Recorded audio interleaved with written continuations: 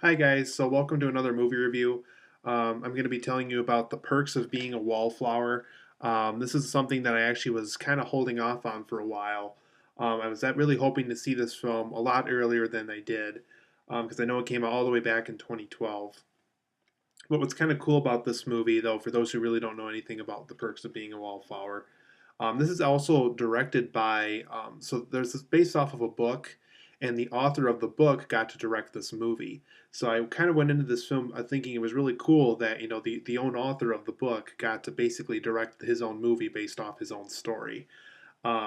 So in perks of being a wallflower, you guys, it's about a high school freshman played by Logan Lerman. He was very close to his aunt before her death, and obviously her death plays a very big role in this film for when you see it. But he's basically entering high school. He's new to this school. He doesn't really have any friends yet, and so throughout his time in the high school, he meets up with this basically these two kids, I would say, which eventually led into this big group of friends that he eventually had, played by Ezra Miller and Emma Watson. And Emma Watson, for those of you who know her already, probably know her as Hermione from the Harry Potter films. And Ezra Miller, I think, is currently cast as the Flash in the upcoming DC comic films. But anyway, back to the perks of being a wallflower. Um, Logan Lerman, so he becomes friends with these two people, and which eventually becomes this huge group of people, and they're known as the Wallflowers. And so they kind of let him become a part of this group because they really like him. They like his taste in music. They have a lot in common, between Ezra Miller and Emma Watson. They both have a lot in common with this guy. Um, so he basically gets accepted into this group, and he's very big into writing. And his aunt told him before her death that he thought that he would make a really good writer someday. And obviously, part of the narrative, which I'll probably go into a little bit more detail on later on, because I do have a few comments about that, um, do play a big part in the fact that this kid does want to become this big writer later on. And also, he becomes close friends with a English teacher that he has, who has put on plays and theaters, and does all this other stuff outside of teaching English courses. So basically, for the most part, it's about this kid. Um, Turning into the person that he's going to become the rest of his life, for the good, for better, and for worse. And this Ezra Miller character and this Emma Watson character, as well as their group of friends, kind of help him become that person in a way. So, Perks of Being a Wallflower, you guys, I thought it was a good film. I can see why a lot of people really enjoy it. I am still I do feel a little bit guilty that it kind of did take me a little bit, that it did take me this long to get around to actually watching it, because I was planning on seeing it all the way back when it first came out, but I never got around to that. But I was very lucky to pick this up at $5 for Target and finally be able to watch it. So, for my positives and negatives of this film, you guys, Paul Rudd's character and Emma Watson's character I thought were very notable in the movie. I would go so far as to say is I thought the two of them alone were worth watching the movie alone for. Paul Rudd's character was really interesting. I think they could have made a whole movie off his character, to be honest, because this guy knew a lot about who founded the paperback novel, and um, a lot about he knew about like, Charles Dickens, and he written plays and things like that. And almost every conversation he has with Logan Lerman throughout the film I thought was extremely interesting. And for Emma Watson's character, I like how not only was she kind of the romantic interest in the movie, but she definitely helps Logan Lerman kind of become a part of this group, kind of is a big factor in his development as a person. So once again, they probably could have made a whole movie about her alone as well. So huge thumbs up. Definitely two really well written characters right there. And it was great to see both Paul Rudd and Emma Watson bring these two characters to life. Another big positive I have about the perks of being a wallflower is I like the theme about growing up, and I also like the theme about becoming your adult self, and finding your path to becoming your adult self. Because Logan Lerman at the beginning of the film, he was very quiet.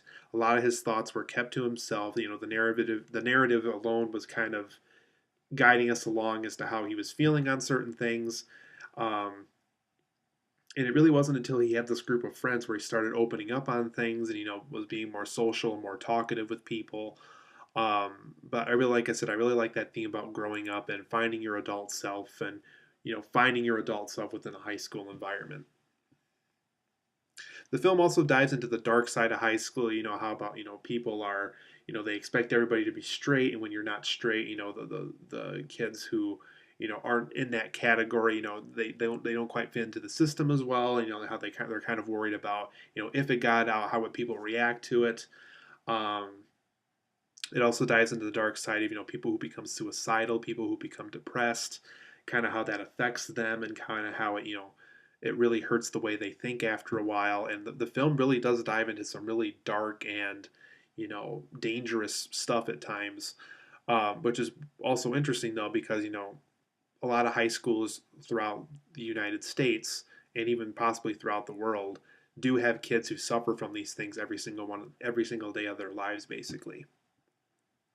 I also thought the film does a good job with depicting high school social circles. Kind of how, kids like to sit in their own group of friends at a certain lunch table within the lunchroom for their lunch hour. And, how people, they once they find their group, once they find their circle, they like to stay there. There is no such thing as being a part of all these circles. It's more so, you're a part of one circle and possibly a part of another one briefly, but you're a part of that one circle basically throughout the course of high school. But for my negatives of The Perks of Being a Wallflower, I did thought the narrative of this film was a bit inconsistent. There was about 3 or 4 different kinds of narratives that this film uses, and I think each of them would have been fine for their own film, but unfortunately there's so many narratives that get used in this that's kind of hard to say which narrative works and which narrative just kind of feels thrown in there, because we have the narrative of Logan Lerman telling the story in first person, um, the narrative about kind of how his aunt kind of affected the way he thinks about things. And we also just have the narrative, of us seeing what's going on and us seeing, how we view Logan Lerman within the situations that he gets into. But like I said, overall, none of it really quite gels together the way you would think it would. My other negative about Perks of Being a Wallflower is I thought the overall story felt a little bit too unfocused for me. There was just a lot of times where you don't really quite know where the scene is going, and by the time it's over with, you really still don't quite know where it went.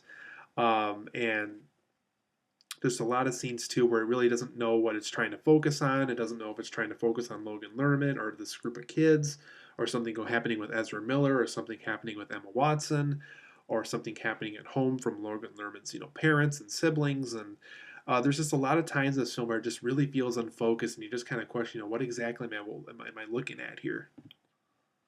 And then my last negative of this film is overall, I do feel this film is a little bit unoriginal. I do feel like this concept and this story has been used quite a bit in other films already. Some examples of this would be, Palo Alto and Fast Times at Ridgemont High, Dazed and Confused, The Spectacular Now. There's a ton of films that use this kind of tone and story already.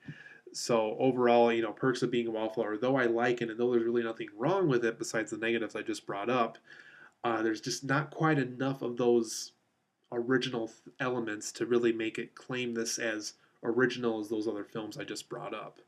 So overall, guys, I'm going to give The Perks of Being a Wallflower an 8 out of 10. I think it's a good film. I think it has good intentions. It has its heart in the right place. It is a good film. But like I said, the inconsistent narrative did get a little bit annoying after a while. There is a lot of scenes in here that really feel unfocused, and you kind of question what exactly they're there for.